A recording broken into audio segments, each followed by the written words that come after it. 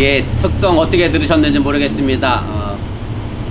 성가대원들도 해보셔서 알지만 이게 온라인으로 음악 듣고 녹음하는 게 결코 쉽지가 않습니다. 그래서 고학년들은 부끄러워서 안 할 것 같아서 저학년들 중심으로 했습니다. 그래서 혹시 연락 못 받은 고학년들은 너무 슬퍼하지 말고 안타까지 말고, 가사위원으로 수고한 우리 저학년 우리 주류학교 학생들도 수고했고, 또 연습시키는 우리 부모님들도 애 많이 쓰셨습니다. 페이스북에 제가 예배 마치고 또 올려놓도록 그렇게 하겠습니다. 예, 오늘 우리는 성탄주일을 예배를 드리고 있고, 또 이번 주 금요일은 우리 성탄절 예배를 드릴 예정입니다. 그러니까 기독교 역사를 보면 이 성탄절을 언제부터 시작했느냐라고 보면 주후 354년경부터 예수님의 탄생, 우리 성탄절을 이제 기념해 왔습니다. 다시 말씀드리면 그 이전에는 성탄절, 예수님의 탄생에 대한 축하의 날이 없었다는 이야기이기도 합니다. 그런데 여러분들이 성경 어디를 봐도 예수님이 언제 태어났다 혹은 뭐 몇 년도에 태어났다라고 하는 생일이 언급이 되어 있지 않습니다.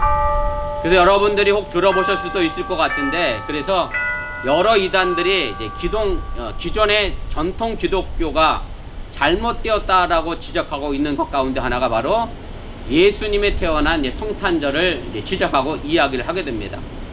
실제로 우리가 지금 지키고 있는 성탄절, 우리가 12월 25일은 로마 제국의 태양신을 섬기던 축제일이었습니다. 그래서 다가오는 새해 농사가 잘 되기를 바라며 축제를 보냈던 날이 바로 12월 25일이었습니다. 그런데 교회가 이 태양의 빛을 세상의 빛으로 그리스도로 바꾼 것이 바로 크리스마스 성탄절의 기원이 됐다라고 하는 얘기입니다.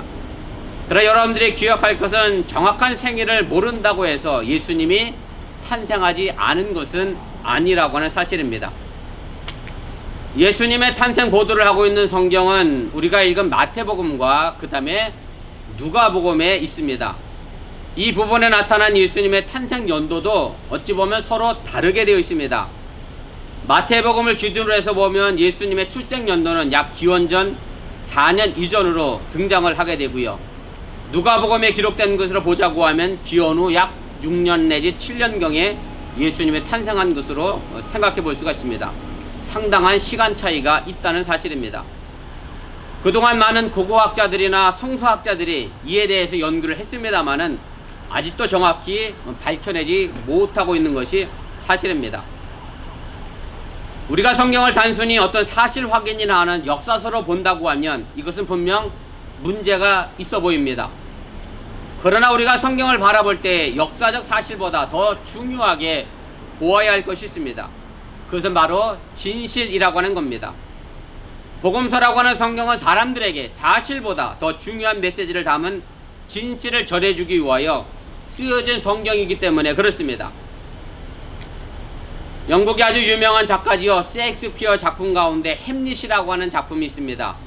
그 햄릿에 보면 유령이 등장을 하게 되는데, 그런데 이 작품을 두고 세상에 유령이 어디 있느냐, 셰익스피어가 거짓말쟁이고 햄릿이라고 하는 작품은 거짓이라고 말하는 사람은 아무도 없습니다.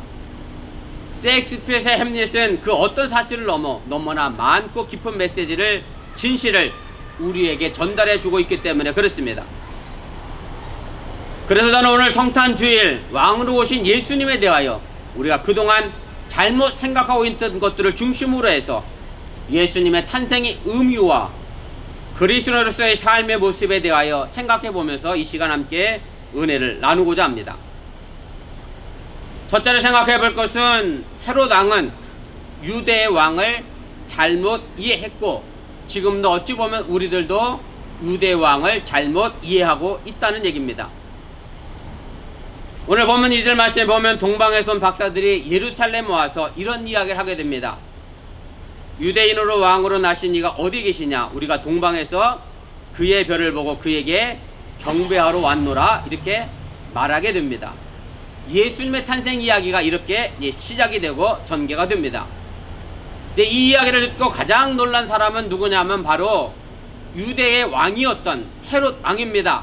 그리고 이 문제로 인해 예루살렘이 듣고 큰 소동이 났다라고 3절에 기록을 하고 있음을 보게 됩니다. 이 소식을 듣고 헤롯이 놀랄 수밖에 없는 당연한 이유가 있습니다. 그것은 바로 자기가 지금 왕인데 유대의 왕이 따로 태어난다고 하면 다시 말하면 혁명이 일어난다고 하는 얘기고 자기의 왕 자리를 빼앗길 것이라고 생각했기 때문에 그렇습니다. 헤롯과 예루살렘이 이렇게 큰 소동이 난 것은 바로 동방박사가 말한 유대의 왕을 잘못 이해했기 때문이고, 헤롯은 유대의 왕이 자기처럼 어떤 정치적인 군사적인 힘을 앞센 왕이라고 생각했다는 말씀입니다. 마태복음 저자는 예수님의 탄생 이야기 속에 당시의 정치적 군주인 헤롯 왕을 등장시킨 것은 바로 동방박사들이 말한 유대인의 왕과 헤롯 왕이 서로 너무나 다르다는 것을 말하기 위함임을 여러분들이 깨달으시길 바랍니다. 분명 예수님은 왕으로 오셨습니다. 그러나 헤롯처럼 어떤 정치적이나 군사적인 힘을 행사하는 왕으로 오신 것이 아니라고 하는 사실을 분명하게 기억하시기를 바랍니다. 그때 당시 헤롯 왕은 로마의 세력을 얻고 유대의 왕이 되었습니다. 헤롯의 통치 기간 내내 피가 범벅이 된 그런 시간들이었고, 헤롯은 자신의 왕자를 지키기 위하여 세 아들과 그리고 자신의 아내와 장모 그리고 처남까지 의심하면서 그들 모두를 죽여버리면서 그의 왕을 자리를 지켜냈던 바로 그런 사람입니다. 헤롯이 얼마나 잔인했던지 로마 황제 아우구스투스가 헤롯의 돼지가 되는 것이 그의 아들이 되는 것보다 낫다는 말을 했을 정도로 헤롯은 자신의 왕자를 지키기 위하여 수많은 사람들을 죽이고 희생시켰던 그런 인물이었습니다. 바로 여기에 두 왕이 비교가 되는 것입니다. 다시 말씀드려 헤롯과 예수님의 극명한 차이가 여기서 드러나게 된다는 말씀입니다. 남을 죽이고 자신의 왕자를 지켰던 헤롯과 자신이 십자가에서 죽어 백성을 구원하고 섬기는 왕으로서의 예수님의 모습이 비교되고 있음을 여러분들이 깨달으시길 바랍니다. 오늘 읽은 본문 다음 단락을 보면 헤롯은 자신의 왕자를 지키기 위하여 2살 이하의 어린 아이들을 모두 죽이라고 명령을 하게 됩니다. 그러나 예수님은 백성을 구원하기 위하여 자기의 목숨을 내어놓음으로 우리의 진정한 왕이 되었다고 하는 사실을 여러분들이 믿으시길 바랍니다. 사실 정확히 따지고 보면 백성이 있으므로 왕이 존재하게 됩니다. 백성을 죽여 자신의 자리를 지키는 사람은 이미 진정한 왕이 아니라고 하는 말씀입니다. 이것은 우리나라 대한민국 역사 속에서도 보면 너무나 쉽게 우리가 드러나게 됩니다. 5.18 때 수많은 광주 사람들을 죽이고 대통령이 된 사람들이 있음을 보면 진정한 대통령이 무엇인가를 우리가 다시 한번 생각해 보게 된다라고 하는 얘기입니다. 지난 역사를 통해 오늘날의 지도자들이 바로 이것을 명심해야 한다고 하는 얘기고, 이것은 비단 왕이나 대통령만이 아니라고 하는 것을 여러분들이 기억하시기를 바랍니다. 학생이 있어야 선생님이 존재하게 됩니다. 노동자가 있어야 사장님도 존재하게 됩니다. 평신도가 있어야 이 앞에 서 있는 목회자도 존재한다고 하는 사실입니다. 오늘날의 교육 현장이나 사회 현장 그리고 교회의 현장이 이렇게 혼란스러운 것은 섬기는 지도자가 없기 때문이고 군림하는 지도자만 있으려고 하기 때문에 이런 사회 혼란이 생겨나게 된다고 하는 사실 또한 여러분들이 기억하시길 바랍니다. 예수님은 우리를 위하여 섬기는 왕으로 그리고 자신을 죽여 백성을 구원하고 섬기는 왕으로 오셨다고 하는 사실을 여러분들이 믿으시기를 바랍니다. 바라기는 우리 어머니께 모든 성도들이 서로 섬김으로 섬김의 왕으로 오신 예수님을 본받아 살아갈 수 있기를 주님의 이름으로 간절히 축원을 드립니다. 두 번째로 우리는 조연이 아니라 주인공이라고 하는 사실입니다. 사실 세상적으로 말하자고 하면 예수님은 가난한 갈릴리 목수의 아들이었고 예수님 자신도 목수였습니다. 세상적으로 보면 예수님은 왕의 자리와는 너무나 거리가 먼 사회 밑바닥에 있었던 삶을 살았던 사람이고 아무도 알아봐주지 않았던 삶을 살았던 그런 자리에 있었던 사람이 바로 예수님이었다고 하는 얘기입니다. 그러나 동방박사들은 예수님의 탄생을 새로운 왕의 탄생으로 예언하게 되는데, 이 예언이 놀라운 것은 중심에 있지 않고 변두리에 있던 사람을 중심으로 끌어올렸기 때문이라고 하는 것을 여러분들이 생각해 보시기를 바랍니다. 동방박사들이 본문 2절에 이렇게 이야기를 합니다. 유대인으로 왕으로 나신 이가 어디 계시뇨? 우리가 동방에서 그의 예배를 보고 그에게 경배하러 왔노라. 이렇게 말하게 됩니다. 그리고 이어 3절엔 이 놀라운 예언을 듣고 헤롯 왕과 예루살렘이 소동을 하게 됩니다. 그래서 헤롯은 자신의 왕자리를 빼앗길까봐 무서워 대제사장들과 그리고 서기관들을 모아서 그리스도가 어디서 나겠느냐 이제 묻게 됩니다. 그러자 이 사람들이 본문 6절에서 미가서가 예언한 구약성경의 예언의 말을 가지고 이렇게 대답을 하게 됩니다. 제가 한번 읽어보겠습니다. 유대 땅 베들레헴아, 너는 유대 고을 중에 가장 작지 아니하도다. 내게서 한 다스린 자가 나와서 내 백성 이스라엘의 목자가 되리라 하였음이니이다. 이렇게 대답을 합니다. 대제사장과 서기관들이 밝힌 것은 헤롯 왕권을 무너뜨릴 세력의 근거지는 베들레헴이라고 하는 것이고, 예수님이 그곳에서 태어날 것이라고 미가 선지자의 예언을 가지고 이야기를 하게 됩니다. 베들레헴이라고 하는 것은 아주 작은 시골 마을입니다. 그런데 여러분들이 아시는 것처럼 이스라엘의 종교와 권력의 중심은 예루살렘입니다. 그런데 예수님은 이런 중심의 도시에서 태어나지 않고 말 그대로 시골 동네, 아무도 알아주지 않는 작은 마을에서 태어나시게 되는데, 이것으로 베들레헴과 예루살렘의 위치가 바뀌게 되었다라고 하는 사실입니다. 이것이 또한 마태복음 저자가 예수님의 탄생을 통해 우리에게 전해주고 싶은 메시지임을 여러분들이 기억하시기를 바랍니다. 비록 사람의 눈으로는 초라하고 작은 시골 마을 베들레헴이지만, 그곳에서 메시아가 태어나서 하나님의 나라의 꿈이 자리 잡고 있는 곳이기 때문에 그것은 결코 작지 않다는 말씀입니다. 세상 사람들이 볼 때는 작은 베들레헴에 태어난, 그것도 누가복음에 의하면 더러운 마국간 말구에서 태어난 예수님이 역사라는 드라마의 엑스트라 같지만, 하나님의 눈으로 볼 때는 그 예수님이 역사의 드라마의 주인공이라고 선포되고 있음을 여러분들이 믿으시기를 바랍니다. 인생이라는 드라마 속에 있는 우리 각자도 마찬가지입니다. 남들이 아무리 뭐라고 해도 나만이 할 수 있는 주연이 있습니다. 누구의 아버지, 또 누구의 어머니, 누구의 아들, 딸, 누구의 남편, 누구의 아내 역할을 그 누구도 대신할 수 없음은 분명한 사실입니다.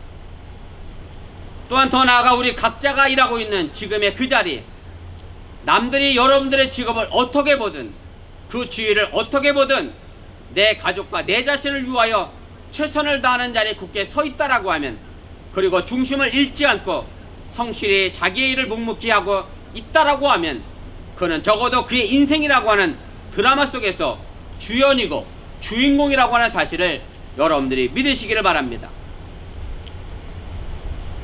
세상 사람들의 시나리오 속에는 높은 지위와 많은 소유를 갖고 있는 사람이 주연이고, 우리를 두고 엑스트라에 불과하다라고 할지 모르지만, 하나님의 시나리오 속에는 주연이 정해져 있지 않습니다. 어떤 자리이건 소중히 여기며 중심을 갖고 하나님의 생명력을 인택시키며 하나님의 자녀로 하나님의 나라를 이루며 살려고 한다고 하면, 그는 하나님의 시나리오 속에서 주연이며 또한 하나님의 나라의 주인공임을 여러분들이 믿으시기를 바랍니다. 사도 베드로는 베드로전서 2장 9절에서 그리스도인들을 향하여 이렇게 선포하게 됩니다. 제가 읽겠습니다. 너희는 택하신 족속이요 왕같은 제사장들이요 거룩한 나라요 그의 소유가 된 백성이니, 이는 너희를 어두운 데서 불러내어 그의 기이한 빛에 들어가게 하신 이의 아름다운 덕을 선포하게 하려 하심이라. 한마디로 베드로는 우리 그리스도인들에게 주연이라고 선포합니다. 우리가 택하신 족속이고, 우리가 왕같은 제사장들이고, 우리가 거룩한 나라고, 하나님의 소유된 백성이라고 말하면서 그저 단순하게 이 땅에서 엑스트라로 살아가는 삶이 아니라 조연처럼 살지 말라고 우리에게 부탁하고 있는 것이 사도 베드로의 선포임을 여러분들이 기억하시기를 바랍니다. 많은 사람들이 불행해지는 것은 스스로 주연임에도 불구하고 내가 조연처럼 엑스트라처럼 살기 때문에 그렇습니다. 그리스도 안에서 우리 각자의 삶에 충실한 저와 여러분들이 하나님의 인생의 드라마에서 주인공이라고 하는 분명한 사실을 기억하시고 이 성탄의 절기에 모두 주인공으로 행복할 수 있기를 주님의 이름으로 간절히 축원을 드립니다. 세 번째로, 그리스도인은 잘 사는 사람이어야 합니다. 현규가 고등학교를 졸업을 앞두고 풀업이라고 하는 것이 있잖아요. 풀업을 앞에 두고 친구 집에 놀러 간 적이 있었습니다. 물론 저희는 그때 뭐 작은 아파트에 살던 시절이긴 합니다만은, 갔다 오더니 그 집에 대하여 이런 이야기를 합니다. 그 친구네 집은 호수 옆에 있었고, 호수 옆에 있다 보니 그 집에는 선착장도 있고 보트도 한 대 서 있고 집도 커서 탁구장도 있고 농구장도 있고 이런 이야기를 쭉 합니다. 한마디로 말하면 그 친구네 집이 아주 잘 산다라고 와서 이야기를 해주었습니다.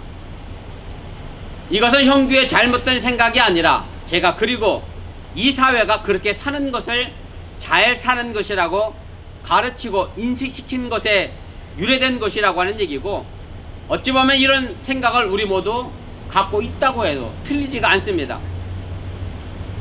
제가 이 부분을 정확히 다시 표현하자고 하면, 잘 사는 것이 아니라 그 집은 부자로 사는 겁니다. 부자로 살면서 잘못 사는 사람이 너무나 많기 때문에 그렇습니다. 여러분들이 아시는 것처럼 우리 전두환 씨가 통장 잔고가 29만 원밖에 없다고 하면서 지금도 떵떵거리며 잘 사는 게 아니죠. 부자로 살고 있죠. 네, 골프를 치러 다니고 있고, 뭐 그런 것이 부자로 사는 것이 결코 잘 사는 것이 아니라고는 말씀입니다. 그래서 우리는 잘 사는 것과 부자로 사는 것, 그리고 잘못 사는 것과 가난하게 사는 것을 분명하게 구별할 수 있어야 합니다. 제가 자주 드렸던 말씀인데, 예수 믿는다고 해서 어려운 일이 안 생기는 것이 아닙니다. 예수 믿어도 목사여도 저처럼 암에 걸리고, 우리 교회가 이미 치렀습니다마는 장로님도 코로나에 감염돼서 돌아가셨습니다. 예수 믿어도 가난하게 살 수 있고요, 예수 믿어서 부자로 살 수도 있습니다. 예수 믿는데 왜 이런 어려운 일이 생기고 가난하게 사느냐라고 묻는 사람이 있다라고 하면 예수 믿는 것에 대하여 오해하기 때문에 그렇습니다. 시계가 있습니다. 시계의 가치는요, 시간이 맞아야 합니다. 아무리 비싼 시계를 할지라도 시간이 맞지 않으면 그 시계는 가치가 없습니다.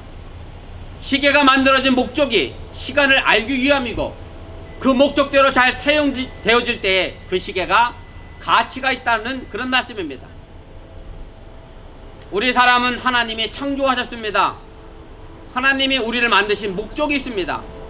그것은 바로 이 땅에서 하나님의 영광을 드러내며 잘 살도록 우리를 만드셨습니다. 그런데 우리가 그 목적을 잃어버리게 되면 우리 인생의 가치는 사라지게 된다고 하는 사실을 여러분들이 잊지 마시기를 바랍니다. 오늘 아침에 있었던 일인데요, 누가 아침 일찍 뱃모로 교회로 헌금을 보냈습니다. 누군가 봤더니 현규가 보냈습니다. 애틀란타 자기 집에서 제게 교회로 헌금을 보냈습니다. 그래서 제가 담임 목사가 교인 챙긴다는 우스갯말로 제가 현규에게 전화를 걸었습니다. 이른 아침부터 헌금을 했냐고 이렇게 우스갯소리로 제가 전화를 걸었더니 우리 현규가 하는 얘기가, 아빠 나도 집사를 주라 이렇게 얘기해요. 그래서 자기가 충분하게 집사 자격이 있다 뭐 그렇게 얘기하길래, 그래 그럼 내가 내년에 11조도 하고 하니 내가 너를 집사로 세우겠다 그랬습니다. 그랬더니 형규가 제게 이런 말을 합니다. 아빠 나는 일하는 집사는 싫고 그냥 명예 집사를 주면 안 되냐고. 집사는라고 불리기로는 쉽고 일을 하기 싫으니까 자기에게 명예 집사를 줬으면 좋겠다라고 이렇게 이야기해서 제가 아침에 함께 웃었던 적이 있습니다.